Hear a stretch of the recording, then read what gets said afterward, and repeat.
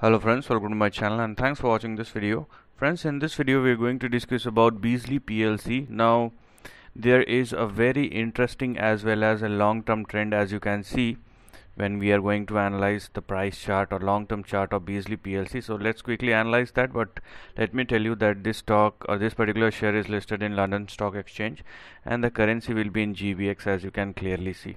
So let's jump into the stock, this particular share of Beazley Plc, and as you can see, if you are looking at the long-term chart of Beazley Plc, so from the lows of 2003 to the highs of 2019, it has given you a steady return of 880%.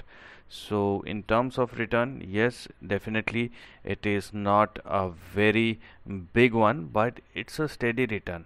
Okay, you need to understand the crux of it.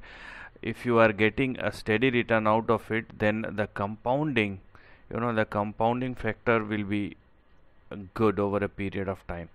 Now looking at the long-term chart of Beazley Plc, as you can clearly see, this particular share will probably hit the upper end of the range, which is 645 or 646, the previous high of 2019, and thereafter you will see a breakout. So you can clearly say that it is on the verge of a breakout, and beyond 646 it will be a big breakout. So what lies ahead? So before analyzing that, you need to understand that the current trend or the current range that the particular share is trading into must have some limitations. So on the downside, you have your stop loss of 487. So please do not go below 487 on the downside, and as far as the upper end of the range is concerned, you have 645.46, which is going to be your immediate target on the upside, right? And if there is a price movement or a breakout beyond 646, it will be a big breakout going forward. Now what lies ahead, or what's the target beyond 646? So to answer that, we have a very simple trend or range that is available in front of us, and you can clearly see a range or the lower end of the range or trend, whatever you want to call it as.